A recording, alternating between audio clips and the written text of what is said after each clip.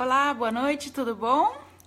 Estamos aqui recebendo vocês em mais um IBS Interage, que é aquele momento onde a gente escolhe uma perguntinha que foi feita nas nossas mídias, independente se é Facebook, se é Messenger ou outras fontes de comunicação, e tenta dar a melhor resposta que a gente entenda como aplicável para esta pergunta. Mas antes da gente falar sobre a pergunta, queria dar as boas-vindas aqui para a Vivian Gildes, nossa diretora, para o Jorge Costa, nosso avaliador, para a Dalila Tailana. Seja bem-vinda de onde fala. Clara Taqueno, nossa avaliadora, de onde fala. Cristina Moreno Crescente, Miriam Nishimura, Lafayane, meu homem, Débora Helena Pereira Altieri, um monte de avaliadores aqui hoje. Andrés, Cristiane Moreno, boa noite, fala de São Paulo. Miriam, de onde fala Miriam? Já temos aí 16 pessoas no primeiro minuto da nossa live. Silvia Fazoli, o Jorge Costa está falando do Rio de Janeiro, como usual. Dalila está falando de Coronel Vivida, Paraná, não conheço. Juliano Rodrigues, seja bem-vindo, de onde fala. Patrícia Bonassa fala de Criciúma, Santa Catarina. Thaísa, seja bem-vinda de Ouro Branco, Minas Gerais. Muito bom, já chegamos aí a 20 pessoas, muito legal. Então, lembrando, aqui é quinta, mas no Brasil é quarta-feira. Nas quartas-feiras temos o IBS Interage, que é esse momento onde, nessa nossa live, a gente escolhe uma perguntinha de um dos nossos membros aí, seja do Geração de Excelência, seja aqui do Facebook Live, e tenta responder essa perguntinha da melhor maneira. Dando as boas-vindas para Cláudia Machado, para o Renan Codo de Piracicaba, Ionara falando de Vitória, Espírito Santo, Priscila Mirella de Cuiabá, Cássio Lima de Salvador, Bahia, Silvia Fazoli fala de Presidente Prudente, por enquanto o estado de São Paulo está ganhando.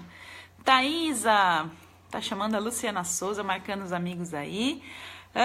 Muito bem, chegamos aí já a 24 pessoas, aquecendo os primeiros momentos, dando as boas-vindas para Valdoiana Vasconcelos, muito bem. E bacana, amanhã a gente tem mais uma live, como vocês já sabem, né? Todas as segundas, quartas e quintas-feiras. E nessa live de amanhã a gente vai ter entrevista, a gente já teve entrevista na semana passada e vai ser lá dentro do grupo Geração de Excelência, tá bom? Então não se esqueçam que amanhã não acontece aqui na página do IBS, mas acontece lá dentro do nosso grupo fechado, que já tem aí mais de 18.200 pessoas nesse grupo, que é muito bacana. Ana Estela falando de Ribeirão Preto, Ana Paula Georgianão, nossa avaliadora de São Paulo, Vanessa Cristina, São Paulo também capital, São Paulo hoje definitivamente ganhando. E vamos lá, vamos então falar sobre a perguntinha que eu cacei hoje dentro das nossas mídias. Então a Priscila Mirella, novamente, a Priscila Mirella que tá mandando um monte de perguntas pra gente, aproveitando a oportunidade. Lembrando que essas oportunidades não aparecem toda hora, tá? Da gente tá respondendo esse monte de perguntas. Então eu agradeço aí a Priscila Mirella, que novamente está aqui presente, que eu já vi, já falei o nominho dela. E ela tá aproveitando a oportunidade. Então vocês também que queiram mandar suas perguntas relacionadas à acreditação, à gestão em saúde, gestão da qualidade, mandem a perguntinha, porque toda quinta a gente responde, tá bom? Dando as boas-vindas então para Mariana Silvia Puga, do ABC Paulista, e a Valdoiana falando de Palmas, do Tocantins. Legal.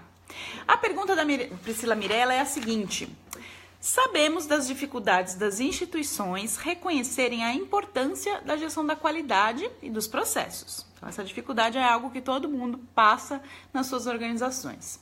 Aí ela faz a seguinte pergunta: como podemos apresentar argumentos que sejam de fácil entendimento dos gestores dessas instituições, tanto públicas quanto privadas? Então, o que a Priscila quer saber é como é que a gente engaja as pessoas, principalmente os gestores, para que eles participem dos nossos processos de gestão da qualidade, gestão de processos, enfim, né, movimento para acreditação e tudo mais. Bom, não é uma resposta tão simples, até porque as instituições diferem em relação ao seu amadurecimento e à sua cultura organizacional, que eu diria que é o principal fator aí que pode fazer a diferença efetivamente entre uma instituição que rapidamente, tem uma velocidade grande de implementação de melhorias e uma que não consegue envolver os seus líderes e acaba tendo uma velocidade de aprendizado e de amadurecimento dessa cultura organizacional muito mais demorada. O que na prática, nesses anos todos de atuação aí, visitando centenas e centenas e centenas de organizações, eu pude perceber? Primeiro, né, que aquelas organizações que engajam efetivamente, principalmente os seus líderes, são aquelas que alcançam as melhorias de maneira mais rápida e mais efetiva, né? As melhorias são mais embasadas e permanecem ao longo do tempo. Não adianta a gente melhorar se a gente não consegue manter aquela melhoria. E o que eu diria, então? Eu traria 3 dicas para Priscila Mirella, que também se estendem a todos vocês, de como a gente pode engajar esses líderes para melhorar a qualidade, para que eles entendam que a gestão da qualidade é a importância da gente cada vez mais estar melhorando os nossos processos e, obviamente, garantindo a segurança do paciente.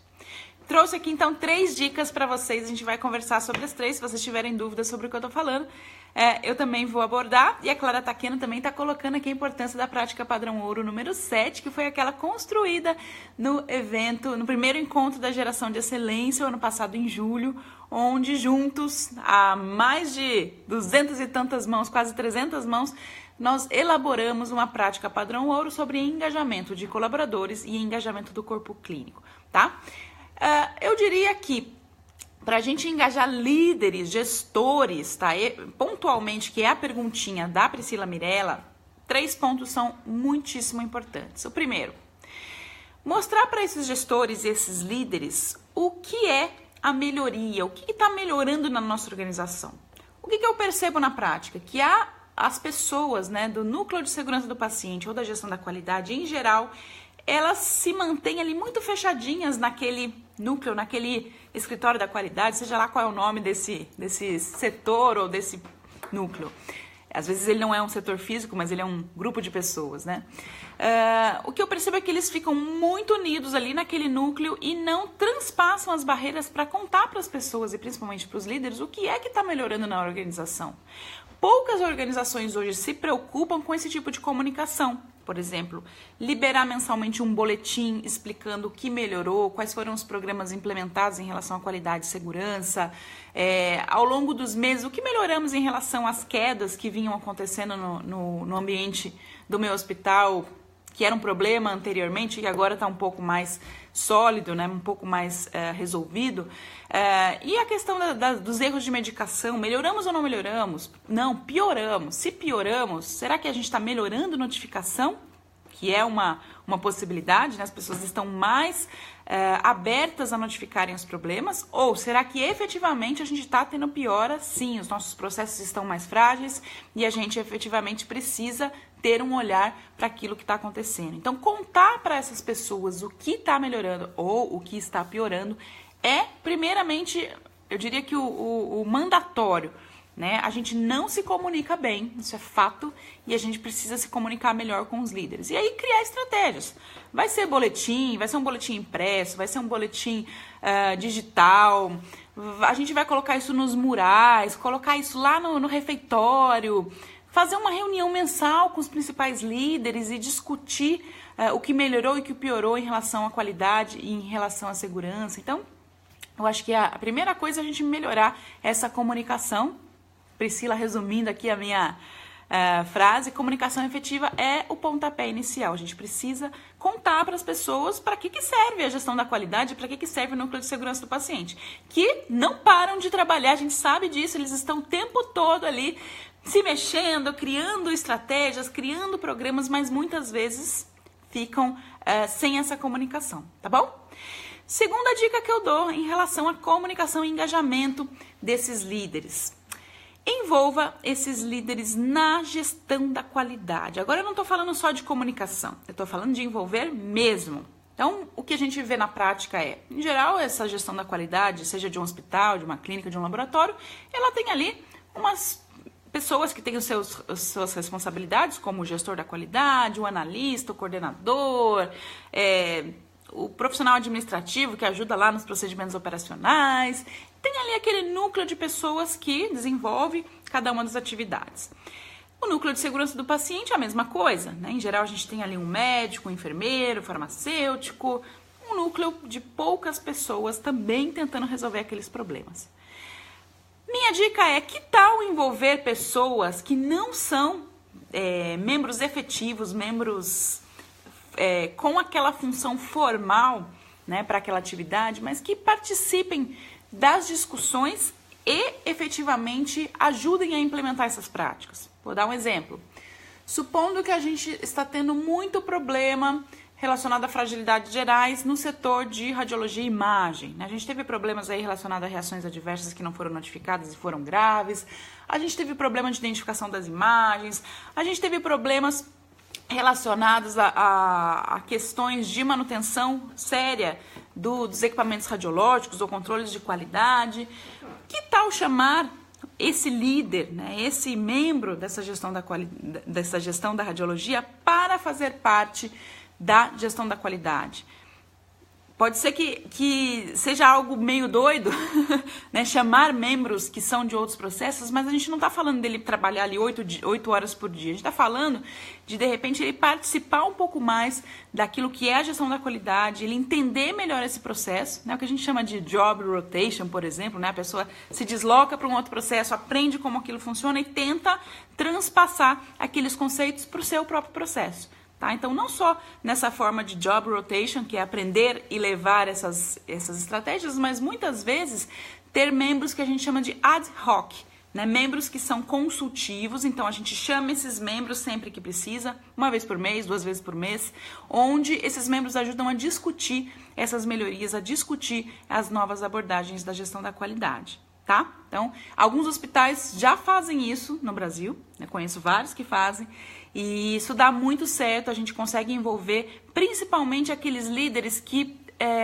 se destacam no meio da multidão, né? Então, aqueles que são persuasivos, formadores de opinião, que conseguem de uma maneira prática desdobrar essas questões para mais e mais e mais pessoas. Então, a gente tem que o tempo todo, como gestores da qualidade ou como membros ligados à qualidade, a gente tem que estar o tempo todo tentando identificar dentro da nossa organização se a gente tem outros parceiros que possam nos ajudar nessa empreitada. A gente sabe que sempre o dimensionamento da gestão da qualidade e do núcleo de segurança do paciente é sempre muito pequeno frente àquelas estratégias, aqueles programas todos que a gente precisa implementar. Então, chamem ajuda, peçam ajuda não só de líderes, mas às vezes de colaboradores que são bastante persuasivos, né? A gente sempre conhece aquele técnico de enfermagem que é o mais querido de todos, que é envolvente, que se envolve ali nas equipes. Que tal chamá-lo para, por exemplo, a gente implementar um programa de segurança transfusional, onde ele oriente os outros técnicos de enfermagem sobre quais são as boas práticas, né? Então, pegar essas pessoas mais persuasivas e torná-las membros da qualidade de alguma forma. E a minha terceira e última dica, antes eu vou ler aqui as observações. A Kelly Pisa coloca: maravilhoso envolver líderes que estão na ponta. Cris fala: é de extrema importância o envolvimento de gestores na área da qualidade, funciona, o resultado é mais rápido, é verdade. Priscila fala: membros consultores, boa ideia para agregar as comissões em geral. E as comissões são outras, né, que muitas vezes a gente tem uma estrutura muito frágil, muito manca, né? É muito comum, por exemplo, a gente ter EMTN, que é a equipe multidisciplinar de terapia nutricional, que funciona só no papel, que na prática não consegue atuar por falta de membros e porque também não se envolve em chamar mais membros. É muito comum a Comissão de Controle de Infecção Hospitalar, CCIH, não ter força, porque também tem poucos membros e não envolve os cirurgiões mais persuasivos, os anestesistas mais persuasivos nestas práticas. Então, a gente tem que não só falar da gestão da qualidade, mas falar dessas outras comissões e o que elas podem estar usando de estratégias para envolver mais e mais colaboradores, tá? E a última dica, a terceira dica e última que eu trago para Priscila Mirella, mas trago para todo mundo também que se interessou por esse assunto do engajamento de líderes e gestores na gestão da qualidade forme times de melhoria. Mas, Alexia, peraí, você acabou de falar lá atrás que eu tinha que chamar pessoas para trabalhar na gestão da qualidade, nos projetos.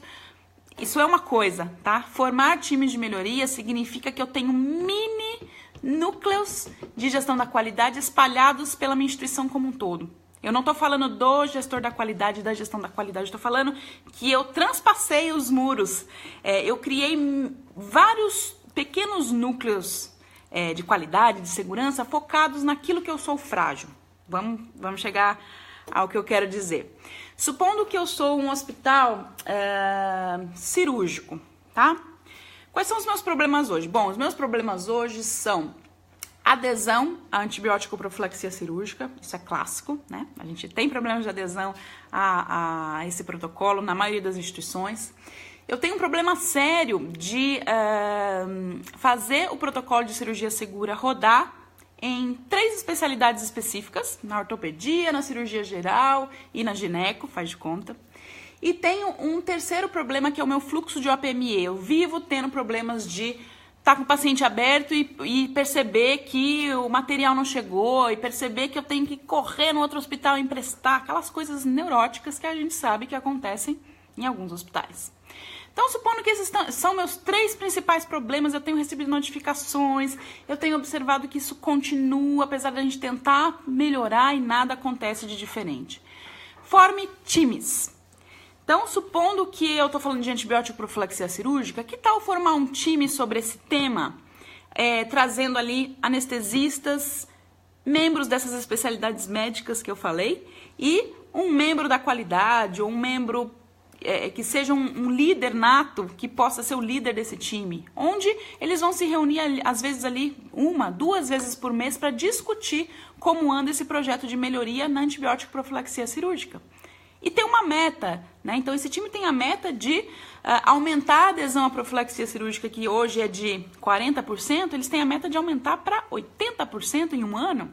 Que tal estabelecer uma meta muito fixa para um time, para que eles corram através de ações e tentem conquistar aquela meta e tenham que dar feedback dessas metas para a gestão da qualidade, para a diretoria clínica, seja lá como for essa hierarquia, né? Então, a formação de times de melhoria é algo que a gente sabe que dá muito certo, é muito importante, e as instituições que implementaram times de melhoria, independente de acreditação, acho que a acreditação é só um apoio, mas que efetivamente criam times e estruturam esses times de forma a ter membros efetivos, um líder, projetos bem definidos, metas bem definidas, indicadores para acompanhar se aquele problema vem melhorando ou piorando, e um programa, né, de melhoria onde sejam estabelecidas as ações para se melhorar aquele problema, é algo assim fantástico. Então, minhas 3 dicas, resumindo para quem chegou aqui depois, são essas, né? Para que a gente engaje esses líderes, a gente tem que mostrar para esses líderes o que melhora ou o que piora nas nossas organizações, e com isso melhorar e tornar a nossa comunicação mais efetiva. Esse é o número 1. O número 2 é envolver os líderes na gestão da qualidade. Pontualmente eu trago aqueles líderes mais persuasivos, aqueles que fazem a diferença e muitas vezes são a mão na massa que a gente precisa para trabalhar dentro da gestão da qualidade, mesmo que seja esporadicamente. E a terceira dica é forme times de melhoria, tá? São as 3 dicas que eu tenho percebido, né, nessa minha vivência toda aí de anos e anos e anos, e a Vivian também pode reforçar isso. É o que tem melhorado, tá? Não esquecer que a gente tem um curso que vai acontecer agora em abril, deixa eu ver aqui, eu vou abrir o site do IBS, que é o curso de Leader Coach, tá? É um curso de desenvolvimento de líderes, que é a primeira vez que vai acontecer, dia 16 e 17/4 de 2018, em São Paulo. São 2 dias, 16 horas, com um monte de dinâmicas, um monte de coisas bacanas. A gente vai proferir esse curso com a Ana Cláudia, que é gestora de RH já há muitos e muitos anos e trabalha com líderes aí há bastante tempo.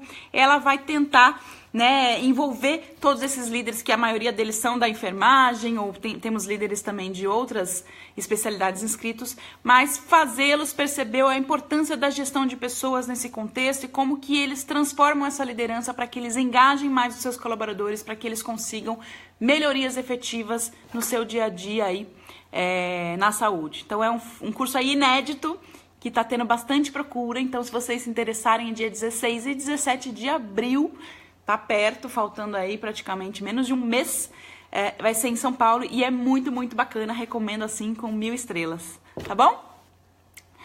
A Débora pergunta, não teremos esse curso Líder Coach EAD? Não, Débora, esse curso, por ele ter muitas dinâmicas, né, presenciais, vão ser formados grupos, vão ter ali um monte de atividades práticas, ele não tem como acontecer EAD, tá? É um curso que, a gente tem alguns cursos que não são EAD, nem nunca serão, esse é um dos casos, ele vai ser apenas presencial, tá bom?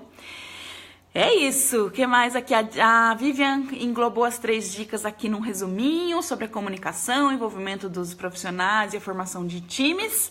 E não sei se alguém tem mais alguma perguntinha.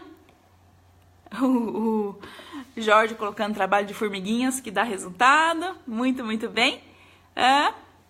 E envolver pessoas da base até o topo. Ana Maria Vaz, envolver o corpo clínico em um hospital público é muito difícil. A busca de parceiros é o nosso foco. É verdade, corpo clínico é o mais difícil de todos, mas não é impossível. A gente tem dezenas e dezenas de instituições, sejam hospitalares ou não, onde é o corpo clínico que manda e desmanda na gestão da qualidade. São eles que são os grandes condutores dos processos de gestão e isso dá muito, muito certo. Engajamento é um desafio, mas é perceptível o avanço que temos conquistado com o envolvimento das lideranças. É o que a Patrícia Hermes nos diz. É isso aí, Patrícia. Ana Heyer, não sei se eu falei certo, ela pergunta como envolver o corpo clínico. Ana, sobre o corpo clínico em especial, assim como a Clara Taqueno citou lá no começo, a gente tem uma PPO, que é uma prática padrão ouro do IBS, que foi construída no primeiro encontro da geração de excelência o ano passado. Se a Vivian conseguir colocar aqui para mim o link da PPO, eu agradeço, senão eu coloco depois. É uma PPO que é como se fosse um compilado de diretrizes que foram estudadas, né, previamente, que foram decididas nesse encontro da geração de excelência e que foi muito bacana, escrito aí a mais de 200 e tantas mãos e que estabelece ali as principais diretrizes para a gente conseguir envolver o corpo clínico baseado em evidências, tá bom? A Vivian coloca aqui as informações do nosso curso Leader Coach. O Jorge lembra que a PPO está no site do IBS também, muito bem. E é isso, tá bom, gente? Acho que basicamente eram essas 3 dicas que eu queria passar para vocês. Envolver e engajar não é um trabalho fácil, a gente precisa de conhecimento de gestão de pessoas, a gente precisa mostrar para as pessoas o porquê que a gente precisa melhorar e que as coisas não podem ficar da maneira ruim como a gente está acostumado, né? Ficar na zona de conforto no âmbito pessoal já é tão complicado, imagina no âmbito profissional, né? A gente vê as coisas acontecendo, vê o paciente sendo prejudicado, os eventos ocorrendo o tempo todo e a gente simplesmente olha aquele horizonte e acha que tá tudo bem. Não tá tudo bem. Eu acho que a primeira característica de um profissional transformador, um profissional que busca excelência, é uma característica que eu tenho e que às vezes eu até tenho que domar um pouquinho, é a indignação. Né? Se vocês não forem profissionais indignados com a injustiça e com as coisas erradas que acontecem nas instituições de saúde, talvez vocês estejam no lugar errado. Tá? Isso eu falo do fundo do coração. Sejam eternamente indignados com injustiças e com erros que acontecem na nossa assistência. Erros não são para acontecer, eles não têm que acontecer. A gente precisa se indignar, sim. A gente precisa se movimentar para tudo aquilo que não é certo. Tá faltando medicamento? Indignação. Paciente teve suspensão cirúrgica por motivos ridículos? Indignação. E indignação significa indignar-se e tomar ação. Tá? Então sejam eternos indignados e transformem o mundo onde vocês vivem. Essa é a dica. Tá bom? Obrigada, gente. Obrigada aí pela participação de todos. Um grande beijo. Até amanhã lá dentro do Grupo Geração de Excelência. Tchau, tchau.